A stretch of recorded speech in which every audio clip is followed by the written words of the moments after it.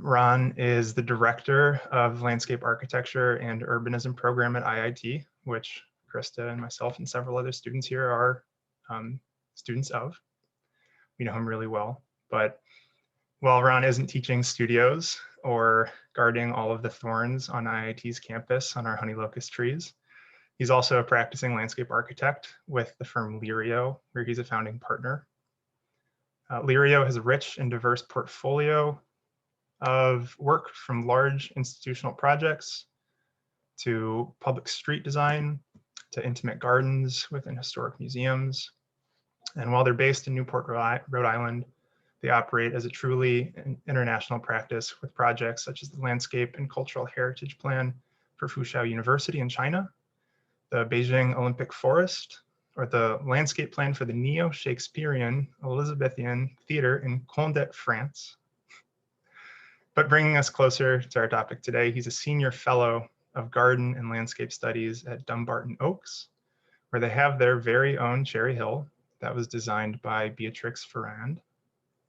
And in 2012, Ron was selected as a creative artist fellow for the Japan-US Friendship Commission to travel throughout Japan and study their cultural and horticultural practices of the cherry trees and their blossoms. His folding sketchbooks, called Oharan, have been displayed in the National Bonsai and Penjing Museum at the US National Arboretum in Washington, DC. And hopefully today we're lucky enough to see a couple of those sketches and studies. So with that, please join me in welcoming Ron Henderson.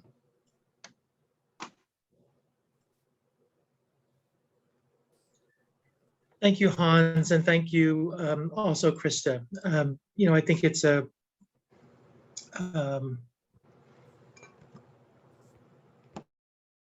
a great initiative to pull us all together, and thank you for the invitation to talk a little bit about, one of the myriad strains of research that I've engaged in, both as a scholar and a practitioner. You'll see a little bit of both in today's talk. So I just advanced the slides to a pink slide that says landscape architecture and urbanism. Did that switch slides? Yes, it did. I've learned to ask. I'm going to jump right in. So yes, in 2012, I was the first landscape architect awarded the National Endowment for the Arts and the Japanese Cultural Agency Bunkacho Japan-US Friendship Commission fellowship.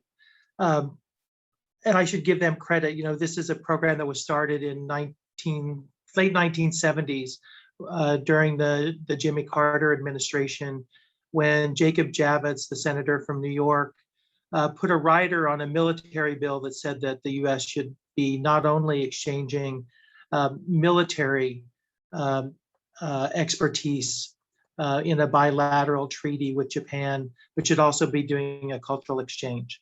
So this program grows out of Jacob Javits' rider on an appropriation bill now, almost 50 years ago.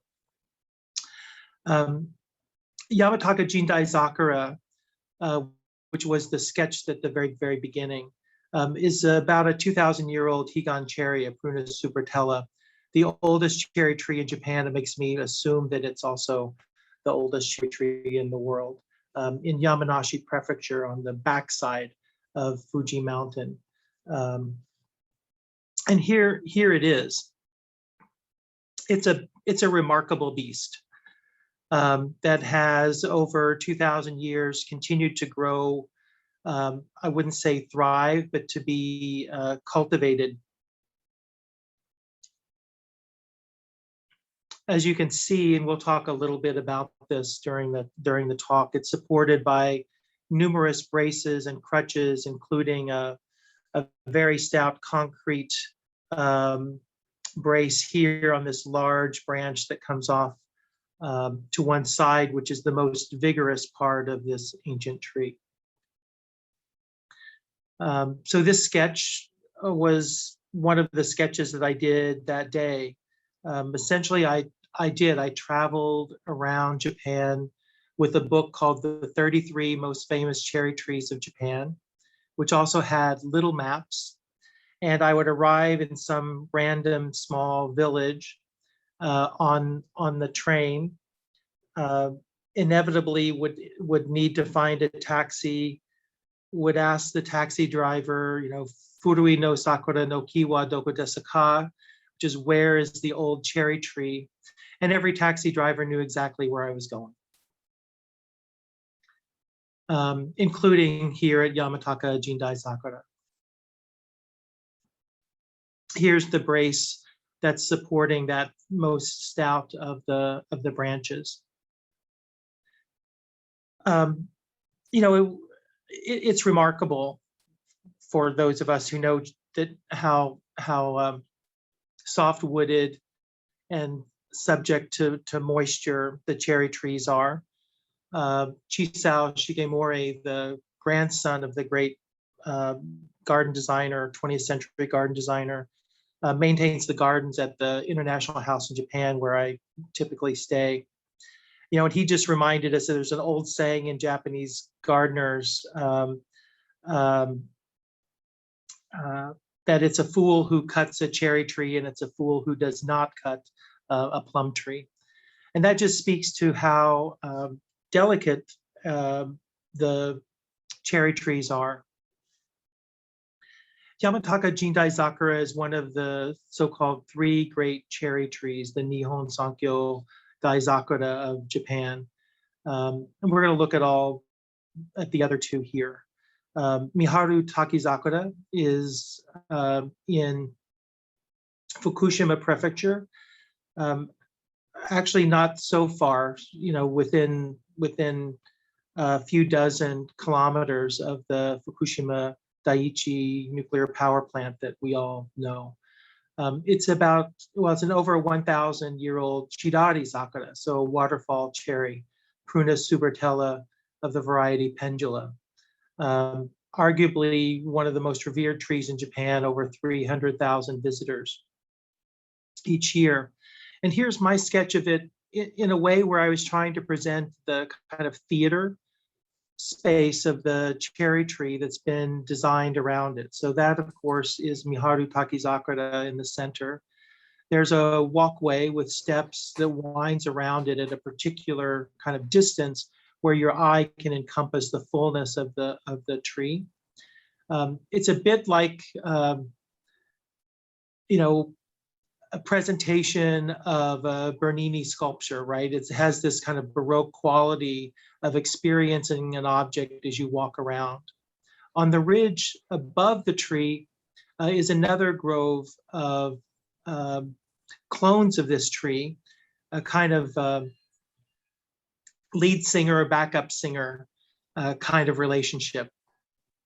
That, of course, preserves the genetic history on the site, but it also, when they're in bloom, you get the balance or the amplification, I should say, of the ridgeline cherry trees along with the specimen Miharu Takizakura.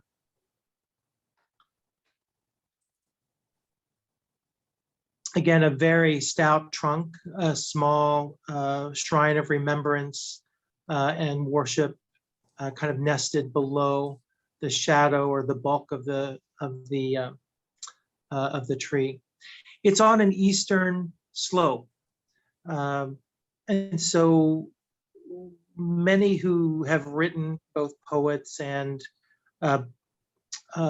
garden designers, speak about the cherry blossoms welcoming the morning sun, right? And that's a particular kind of Japanese cultural orientation. But facing east means that the tree receives the coolest of the strong light in the morning. It's important that the trees be ventilated. Speaker group. Slider at 11%. Oh, so we have, yeah. So it's also critical that the slope also provides a amplification of the breeze, which, of course, because cherries, we want to not have them get too wet, is a really critical condition. Alert, click test mic to make sure others can hear you. Speak, alert, voice.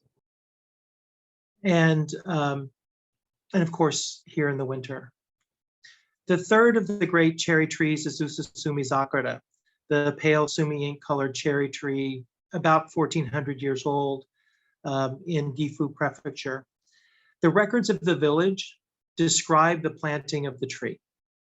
So the historic records of Terumi, the town in which the tree is situated, describes that it was a gift from a prince at the time when he was leaving the village to assume the emperor and to rise to emperor.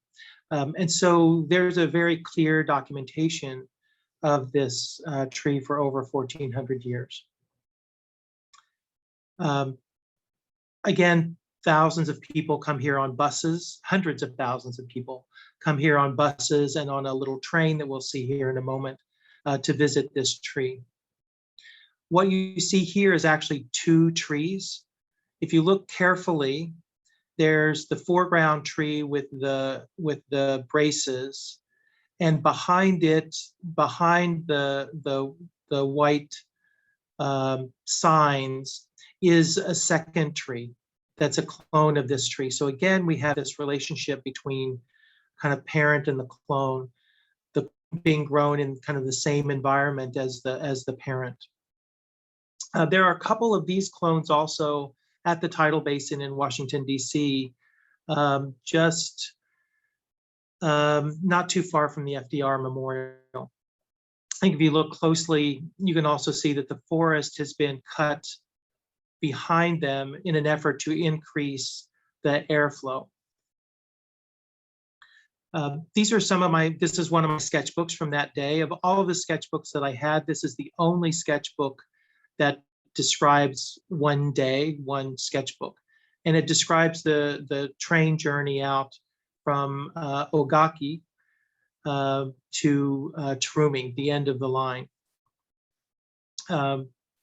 You arrive at the small station and walk about 15 minutes to arrive at the tree. So this is the complete sketchbook. It starts at the upper left with a description of the train line, and then there's a horizontal line that stretches across the notebook. At each of the stations, as a kind of series of markers, I'm observing the landscape and seeing how cherry trees are distributed along this train line. So there are Yamazaka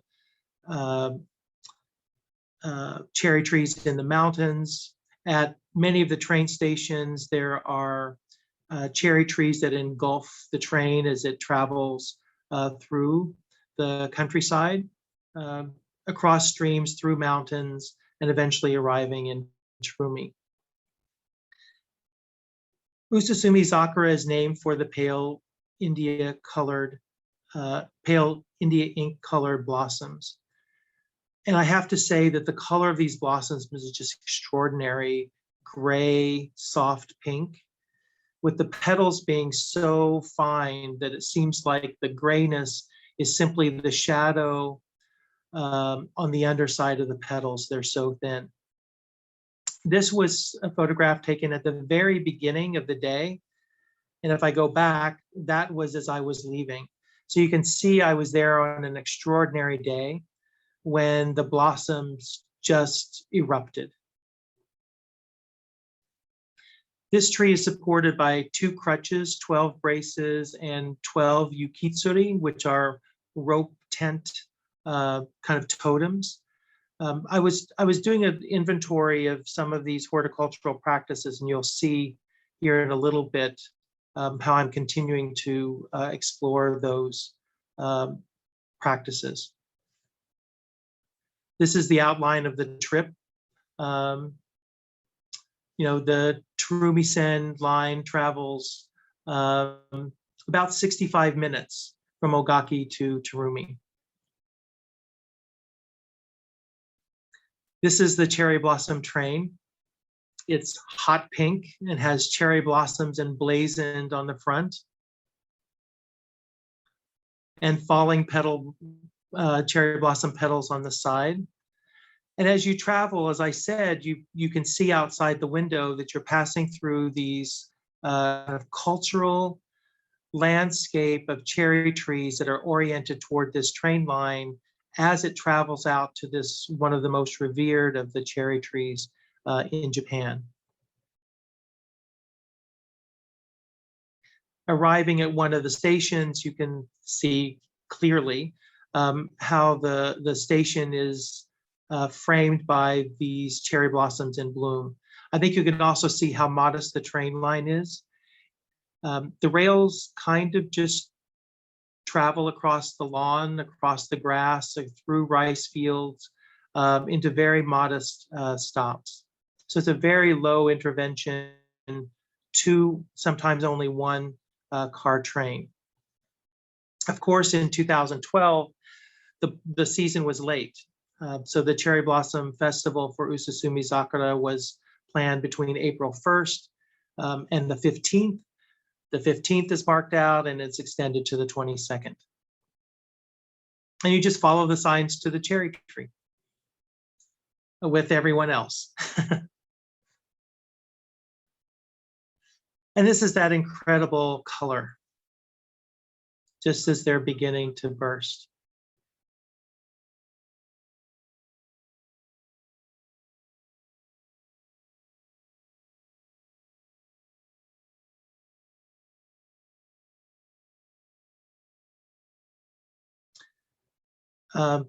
Twice in its recent history, the tree was under severe threat, both culturally through, as you can see, at one point, a stone wall had been built around the base that constricted the roots. This fellow here, Dr. Maeda, who is a dentist, was also kind of the cherry doctor of Kyoto in the early middle part of the 20th century. And he was brought out to Terumi, and they did a series of root grafting procedures that restored the health of this tree, which is very healthy now. It also was damaged and suffered during a mid-20th century typhoon, as did many trees in central Japan. But you can see here with all of the white dots, those are the places where Dr. Maeda root grafted in order to restore the vitality of the tree through the root system. It's also around this time that they started crutching and bracing to support the branches. A lot of this was supported by the author Uno Chiyo. My Japanese friends say she's sort of the Japanese version of Jackie Collins. Evidently, she wrote some rather kind of bawdy popular novels, but dedicated her time to conserving this tree. So in gratitude to those who've come before us, we're able to experience this incredible specimen.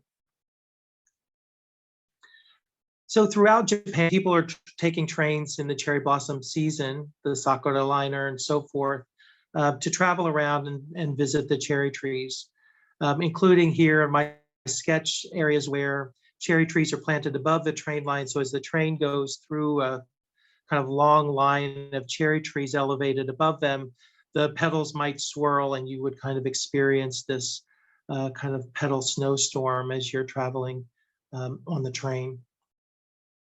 Big business for the JR train line. So here I was in 2012. The central kind of isotherm map shows the movement of the cherry blossoms across the islands. If you look to the left, for instance, you can see that the darker pink to the south is already there earlier. It's the same on the right. So it just reinforces that this was a little bit of a late season. Among the cherry trees that I visited are this kind of constellation, primarily on Honshu. Um, Sakura Orihon, my sketches in this travel were the subject of an exhibition at the U.S. National Arboretum. In fact, it's sort of up right now, although no one can go see it. It's been up, been reinstalled each of the last 3 years as part of the DC National Cherry Blossom Festival, as part of the U.S. National Arboretum's programming. Among the things I talk about were Sakura cities, places like Kawazu, which is the place closest to Tokyo, where the blossoms first emerge, and the kind of cultural celebrations of places like Kawazu. The Kawazu Sakura here, again, is an early blooming, very vivid pink blossom with a really kind of extraordinarily coppery brown bark. In the late 20th century, largely school children cloned this cherry tree and planted it along the riverbank. Everyone's always trying to get under cherry trees. And so being along the bank means that, if you're traveling around and looking in Kawazu, there's a tremendous amount of people down below the cherry trees, between the cherry trees and the water looking up.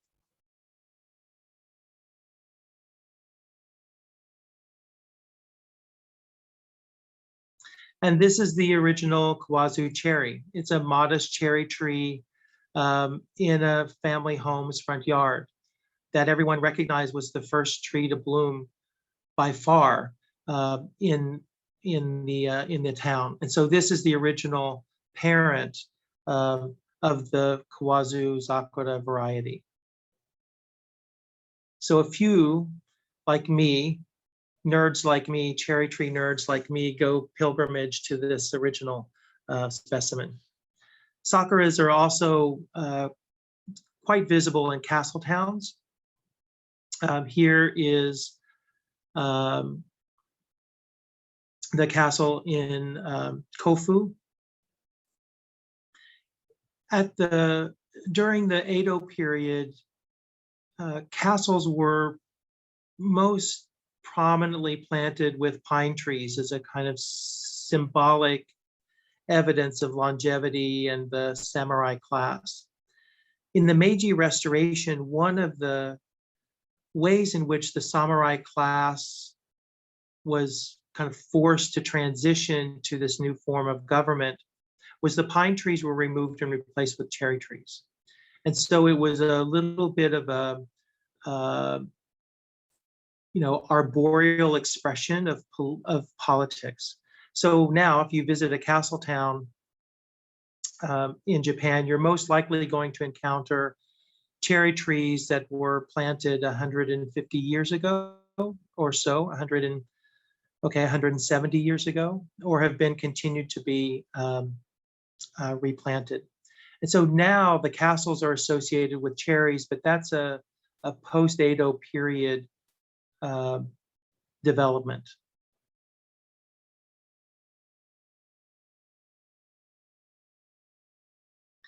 And of course, lovers and friends and family gather in the shade and the kind of blossom fall of the cherry trees. This is to me is a remarkable photograph of human nature and their relationship to these trees.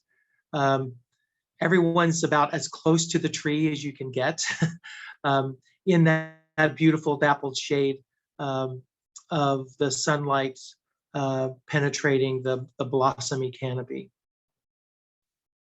And then, of course, Sakura temples. For me, one of the most spectacular being Ninnaji in Kyoto, with these extraordinarily pure white blossoms on dwarfed trees. My sketch at the bottom left kind of starts to show the soil mounds that are necessary on this very clayey soil in order to plant these trees. And you can see in the upper right photograph that they are fairly small. So when you visit, I would say it doesn't help to be 5'10". So Hans, you would be, you may not even be allowed to go in. You may be too tall to go in. Just these incredibly white cotton volley blossoms. And when you look at the map of the temple, clearly you can see the prominence of this orchard of Ninaji. Ninaji being one of the imperial temples means that it's been protected and cultivated for hundreds of years. In fact, the abbot of this temple is frequently a brother of the emperor, so or a prince. And this is that extraordinary Omuro Zakura. The person on the right, maybe some of you might recognize, is Sano Toiman. He's the 16th generation of his family to care for the imperial cherry trees in Japan. I'll say that again if you didn't know this. He's the 16th generation of his family to care for the imperial cherry trees in Kyoto. So he and his parents and forefathers have all maintained these cherry trees at Ninaji. His father collaborated with Noguchi on the UN garden in Paris, on the UNESCO garden in Paris, seen here.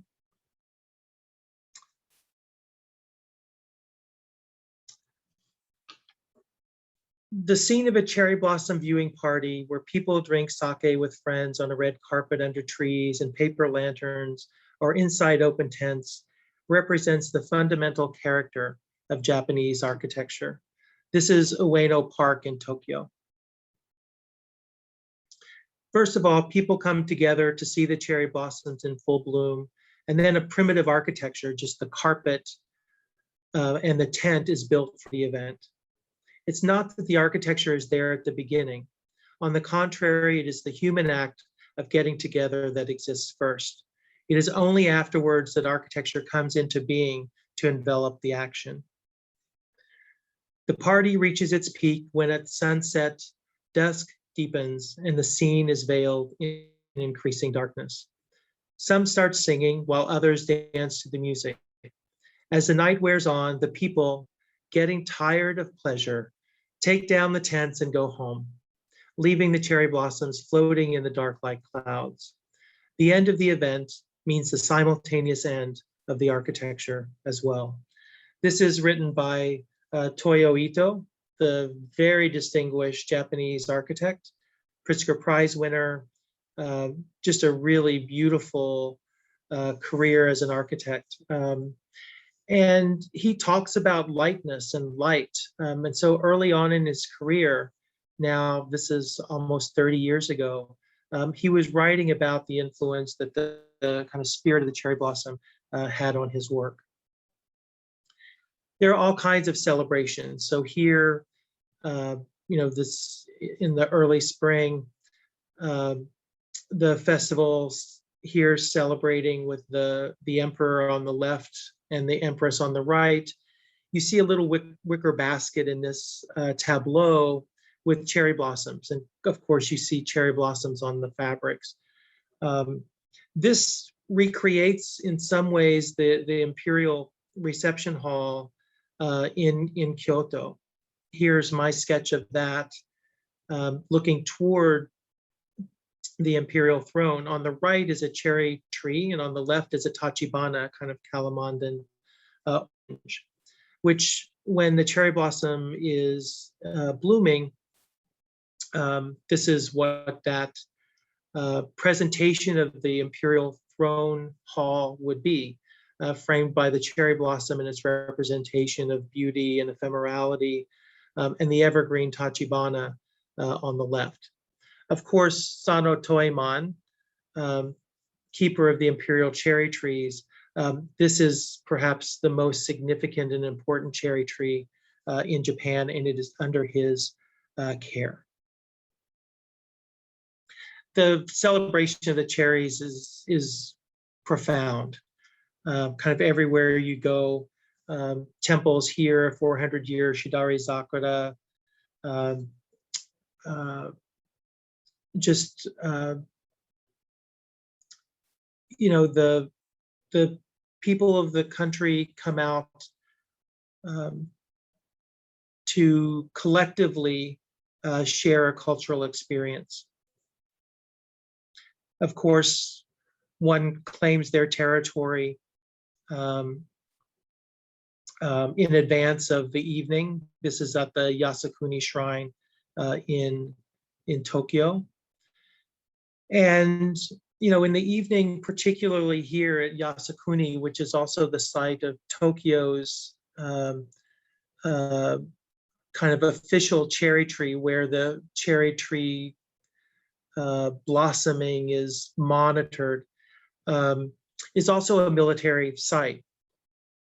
So inevitably here, there's a little bit of a different story of the cherry blossoms that would start to emerge when in the evening, some of the former veterans or the veterans might break out into the kind of war song Doki no Sakura. I would, you know, those of you who might wish could certainly find this on YouTube and learn a little bit about the other way in which cherry blossoms are imagined. If you look here in this movie still, you can see a bouquet of cherry blossoms sitting kind of on the dashboard of this pilot. An extraordinary book by Emiko Onuki Tierney, Kamikaze Cherry Blossoms and Nationalism, speaks about the militarization and the appropriation of the military of the cherry blossom. Of course, the kamikaze planes, one here on the left at the museum at Yasukuni, has a cherry blossom painted on the fuselage. No flower falls as beautifully from the sky as the petals of a cherry blossom.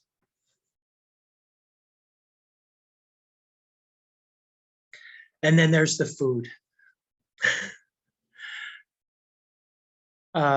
Cherry blossom, kind of marzipan with cherry blossom kind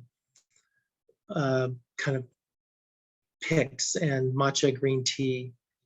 The bento's full of cherry references. So many good things, including sake, including one there on the left that's hana no something, but hana being flower and it has cherry blossoms painted all over it. We should all be raising a glass of that now. How am I doing for time? Not badly. So, you know, having been given this kind of gift to travel through Japan for 4 months, looking at and drawing and speaking with botanists and garden designers and horticulturists and cultural historians, what do you do with that? And so I've become affiliated with the U.S. National Arboretum, who invited me to mount the exhibition, the Sakura Orihon exhibition. First, I guess that was 4 years ago. And working with Kathleen Emerson Dell, who's their events and exhibitions coordinator, developed a kind of 52 board exhibition. We constructed valises for about 15 of my sketchbooks, all of which are still in DC right now. As their contribution to the U.S. National Cherry Blossom Festival. So these are some of my sketchbooks.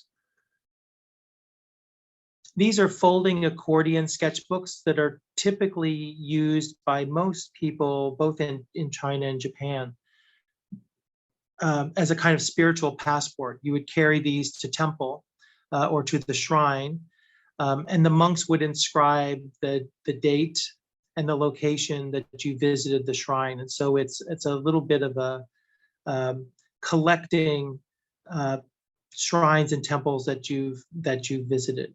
And I've adopted them as a sketchbook ever since 1994, when I first went to Japan as a graduate student in landscape architecture at the University of Pennsylvania. Because I can kind of keep drawing. I don't have to turn the page, I just extend the drawing further. So as a landscape architect, it's an incredibly valuable way to draw. And the paper is brilliant, and you can do these long drawings and then fold it up into a little bitty book. So at the National Arboretum, I've also been invited to work with the staff there with a series of arborists from Penn State University, where we did a tree protection, staking, and bracing project 7 or 8 years ago, and with Kurato Fujimoto, a master gardener from Kenroku-en and Kanazawa, to look at 3 of the cherry trees at the National Arboretum, including this one, which is one of the most photographed trees. You can track it on Instagram because it has the Capitol columns in the background. So here it is in 2017, but here it is in 2004. So I'll just toggle between these, and you can see how far in decline this tree is. So we're working with Fujimoto to restore this tree. These are some of my field sketches. A plan of the tree at the top with the branches growing out of it, and we're starting to locate branches that would then receive crutches and braces. Further field notes starting to document the dimension, height, the single leg or 2-leg conditions of these branches, and then doing an inventory so that we can fabricate these. Of course, this work was supposed to have happened last March. And it was one of the first things of my life that was canceled because of COVID. And then my sketch of the existing tree with the placement of the new braces. You can see a little bit of a dashed arcing line. That's the line that Fujimoto-san has identified that would be the new shape of the tree a few years after we were able to do this work. So he would prune some of the taller branches to reshape the tree. The branch braces also are a rejuvenation strategy used in Japan, where instead of kind of pulling back the branches of a tree in order to restore the core and let its health extend ultimately to the extremities, which is kind of a US arboricultural practice. In Japan, they support the extremities in order to build the new growth and the new leaves in order to build a stronger biomass to collect the energy from the sun and then bring it back to the core. The lengthy debates between Fujimoto-san and the arborists at the National Arboretum deserve a PhD someday. We also are restoring 2 other trees. Here, they're very close to the visitor center.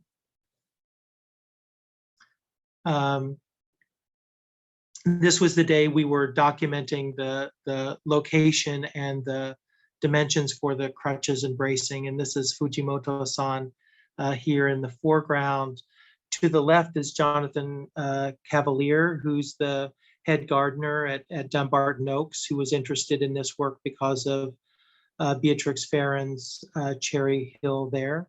And a series of arborists, again, from Pennsylvania State University. Again, our inventory, my little portrait of Fujimoto-san for scale.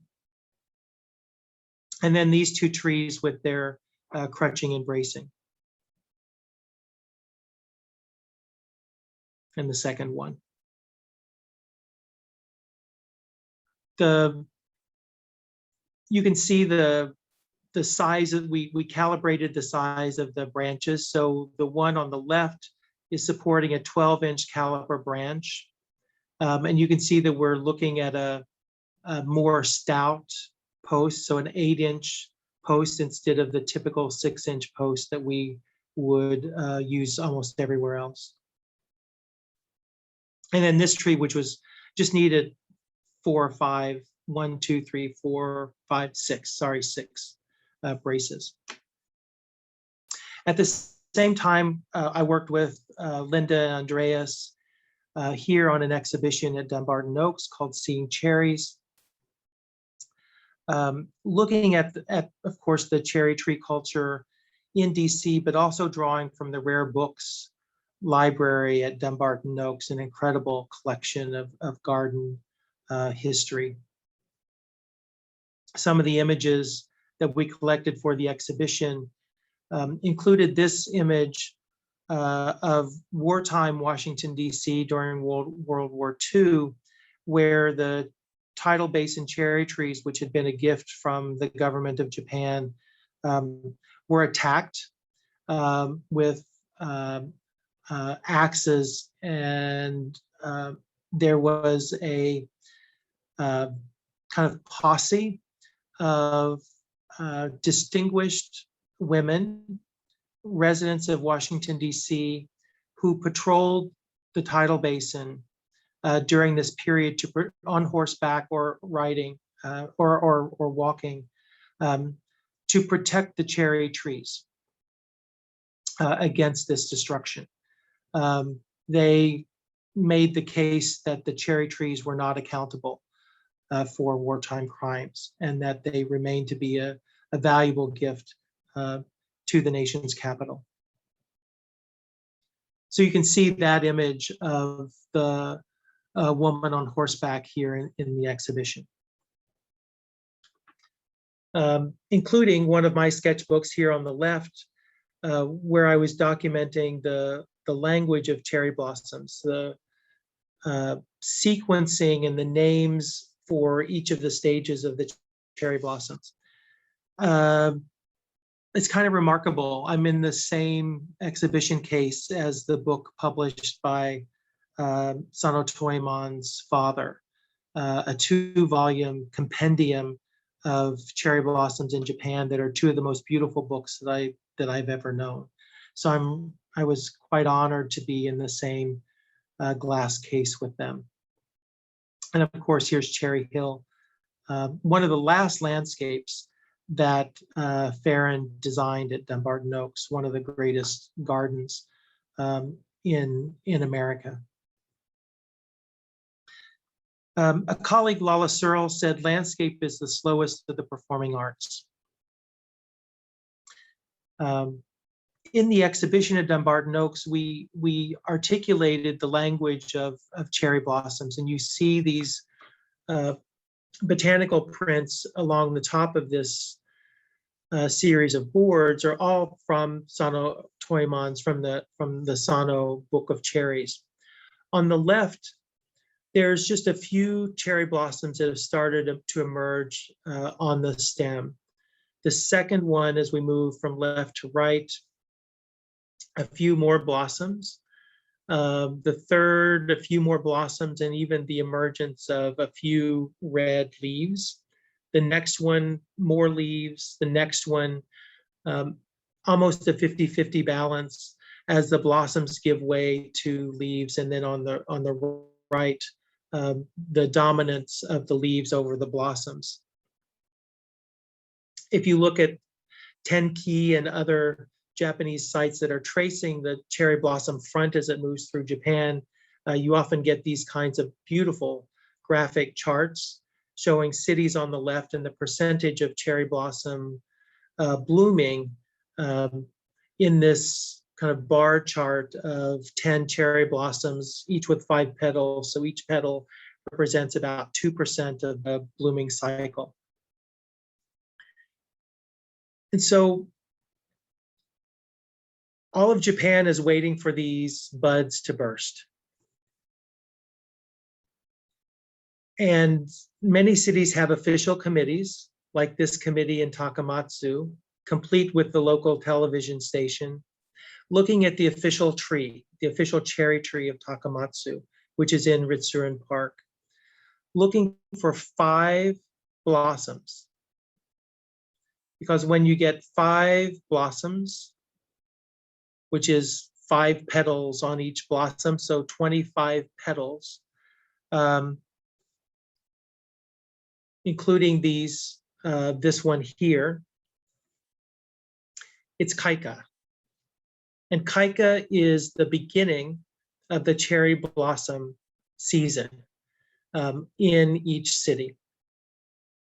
And it's the point where an esteemed committee will find 5 blossoms on the official city cherry tree. After Kaika, the buds continue to bloom. Each stage of blossoming is recognized with specific terms. 10% open is Ichibu Zaki, Ichi being 1, or Ichibu, right, 10. 20% is Nibu Zaki, 30% Sanbu Zaki, and so on. Mankai indicates that the tree is in full bloom. As the blossoms begin to fall, another sequence of terms is used to note their descent, culminating with Hazakura, the term for when all of the blossoms have fallen from the tree. Mai Hajime indicates that blossoms have started to fall and scatter. Rokubu Hazakura indicates that 60% of young leaves have emerged on the cherry tree, a sign that leaves are supplanting blossoms on the branch. So there's also Ichibu Hazakura, which is 10% leaves, Nibu Hazakura, 20%, and so forth. Shichibu Hazakura indicates 70%, and Hachibu Hazakura, 80%, and so on. So there's kind of 10% stages and terms for each of those stages for the emergence of the blossoms, and the same for the emergence of the leaves. And then there's special terms for the beginning and a few thresholds along the way. So there may be upwards of 30 terms to describe the process of the cherry tree blooming and leafing out in a kind of month and a half. At Jackson Park on Wednesday, this is where we are. You know, the leaves are starting to emerge. The blossoms are starting to fall and scatter. Perhaps the most noted and anticipated of all of the falling cherry blossom events is Hanafubuki. It's also one of my favorite words to say. So even though you're on mute, I ask you to say the word aloud with me, just because it's such a beautiful word. Hanafubuki, or flower storm, or flower snowstorm, when falling petals swirl in the wind as they fall to the ground as a storm of soft pink petals. You can see here as these gentlemen are entering into the garden, the wind is blowing, the cherry blossom petals are falling at the threshold of the garden as they start to walk through Hanafubuki. Or here in my sketchbook, a drawing trying to capture the spirit of that moment.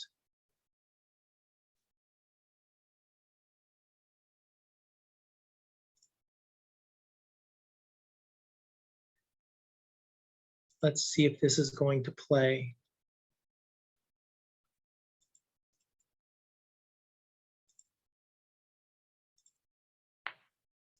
Do this.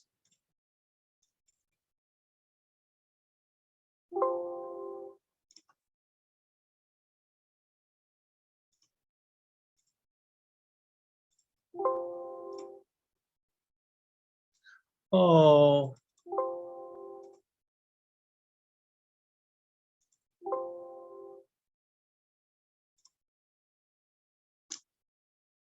Let's see, I don't have it. I don't have it.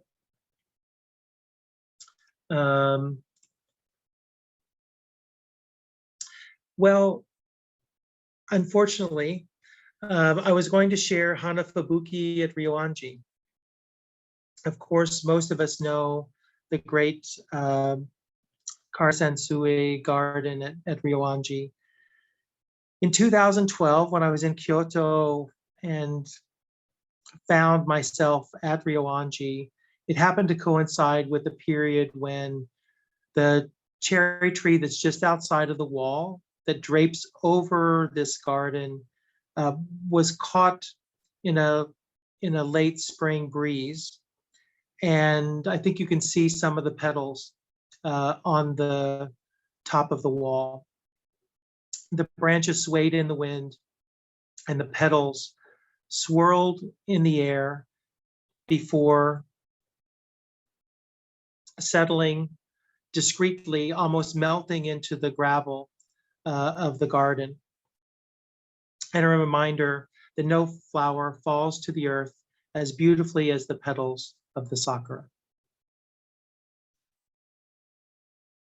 Thanks everyone for your attention. And, I just urge everyone to go outside today and find beauty in the world.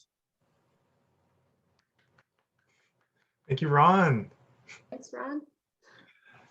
That was amazing. That was fantastic. Ron, would you be able to take a few questions from some of the participants? Yeah, I'm happy to. Cool. Yeah, we have this Zoom until 1:15. So if you guys have any questions out there, I think you guys can post in the chat. I think some people already have, so there's some out there. But I had one just to kick things off potentially. I think there's a lot of people here who love cherry trees and love cherry blossoms, and they're all stewards of those trees and have some sort of relationship with them. And I was talking with Maria, one of the other professors at IIT earlier today about this talk, and she said that you have a love poem, an ongoing love poem with cherry trees, which I thought was awesome.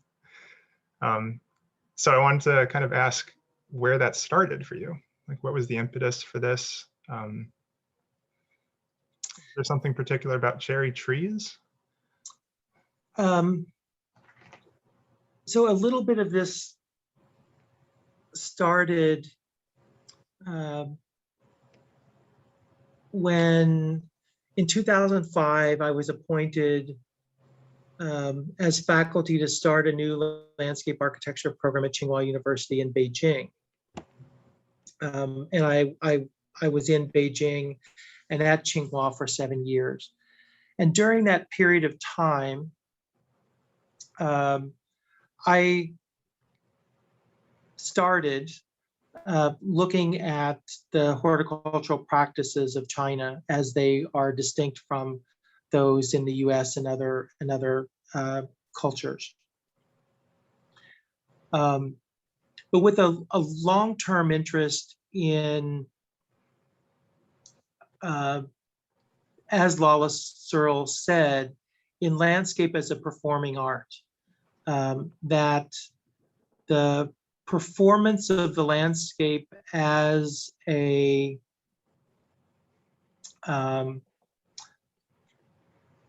register of time and the cultural traditions and rituals that grow around different botanical traditions was part of that research.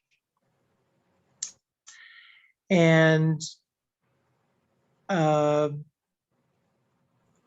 I have sketchbooks of China as well as I could give a similar talk in China more generally, not so specific to a single tree. I simply wrote the grant proposal to study the cherry trees as an embodiment of how landscape performance creates cultural ritual. And I was lucky enough to have a jury of peers think that that was a worthy thing to fund. Prior to that, I wasn't a cherry tree expert or anything, except that I knew that the cherry trees in Japan were probably the single strongest embodiment of that spirit, and I wanted to understand that.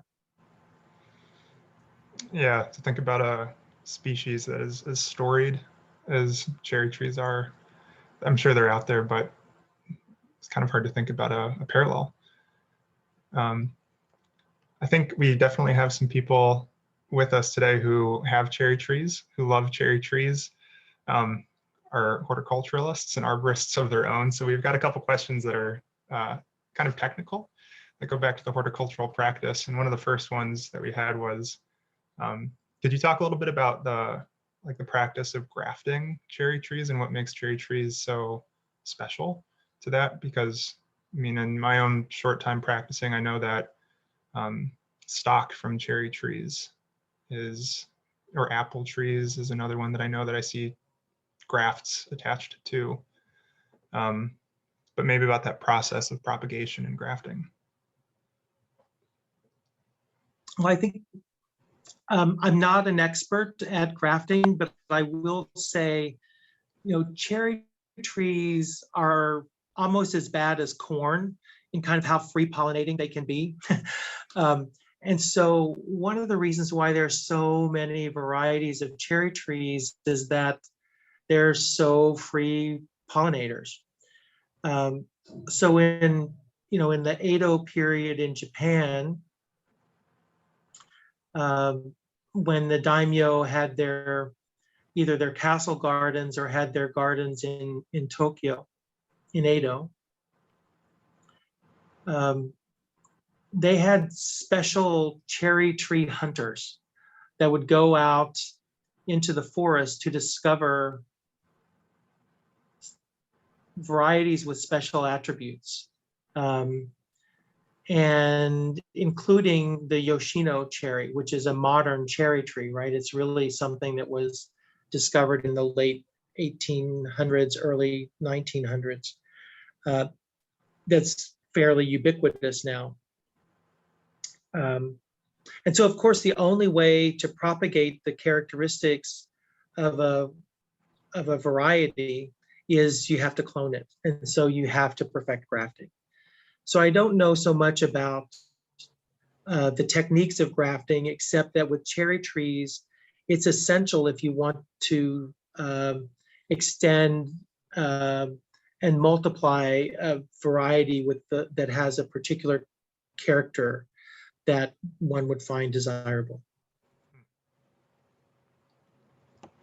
Ron, you had mentioned a few very, very old cherry trees. One of the other questions in the chat was which varieties of cherry trees are long-lived? Are these old ones specific to certain varieties, or is it a little more general? I mean, really, no cherry tree should be long-lived.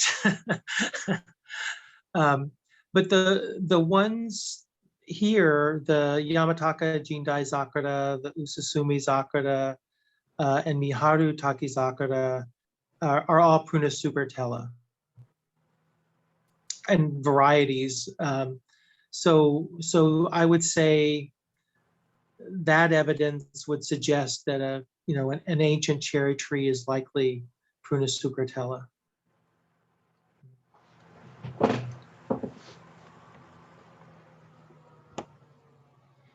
I'm sure someone has done more research on that than I, but I can say that those three old ones are sucratella. In terms of sort of like if people wanted to keep looking into this, maybe the care or the practice of this, are there sort of off the top of your head resources that you might direct people to? You mentioned that there's that book, two parts of the series of book. Could you mention that again, and maybe some other resources that people could look to? Yes. So Sano Toimon's, or the Sano's book, there are two books on the cherry trees. One I think is called The Cherry Trees from Kyoto, and another is The Cherry Trees of Japan. Those books are incredibly rare. I only know 4 copies in the US. One's at Dumbarton Oaks, one's at Harvard, one's at Berkeley, and one's at my apartment.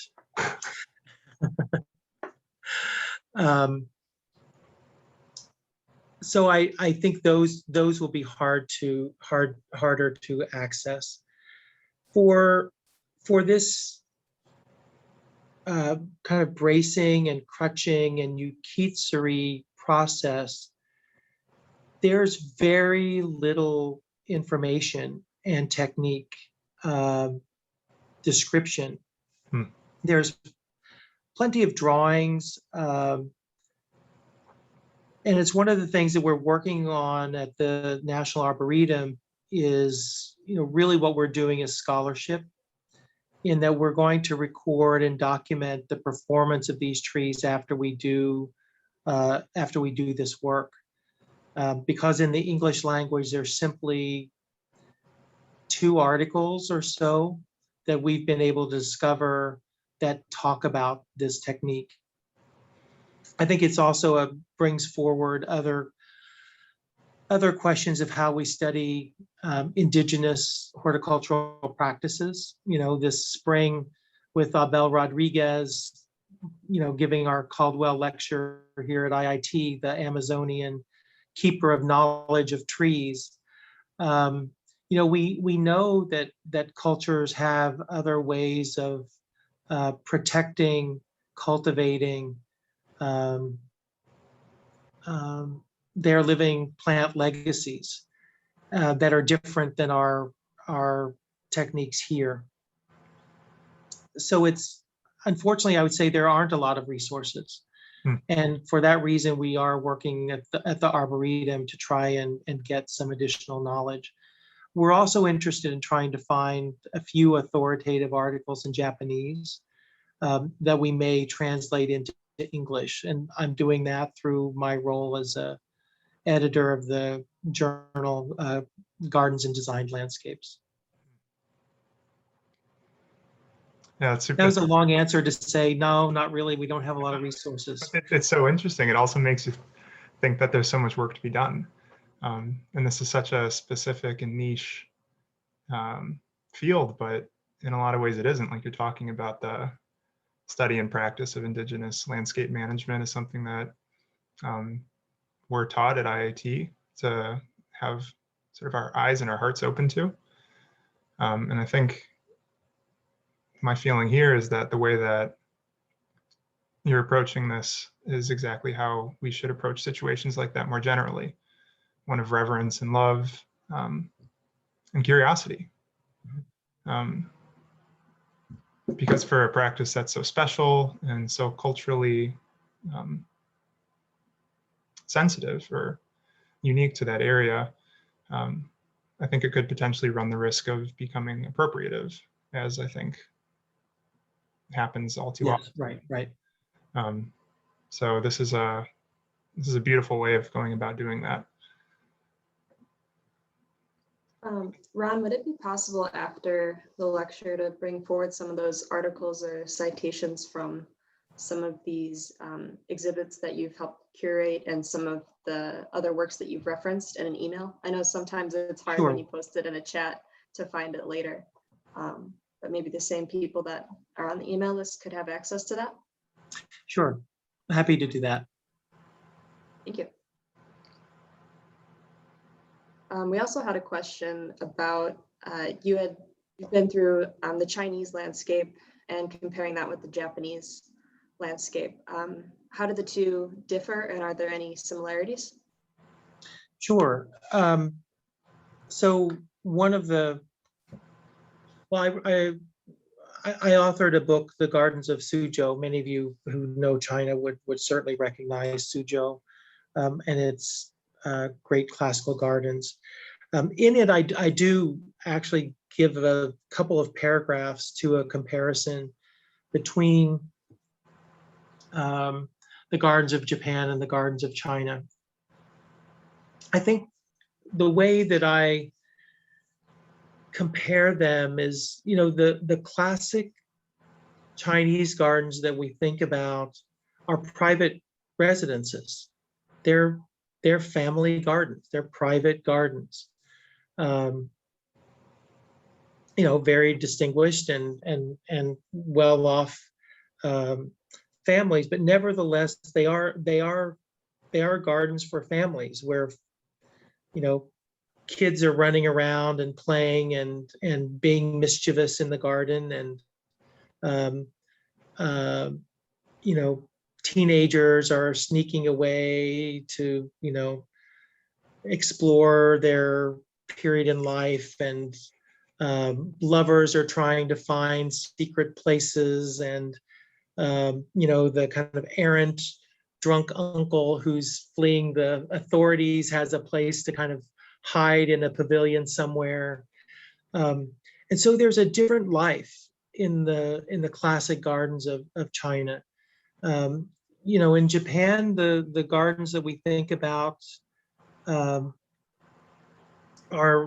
monastic gardens. And so that's a much different kind of practice. So any way that you might distinguish the gardens, I think I would start there. That one, the Chinese gardens are incredibly physical and in many ways kind of quotidian experiences for a kind of messy domestic life, which is in contrast to the monastic gardens of Japan. That's fantastic. Well, I think we're getting close to 1:15, so I might start to think about wrapping this up. I can't think of a better way to have spent Friday at noon. This was amazing. Thank you so much, Ron. Thanks, Krista, also for helping me organize this. And then to everyone out there who tuned in, thank you.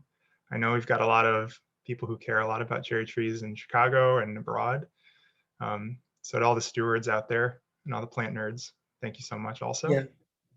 Keep stewarding.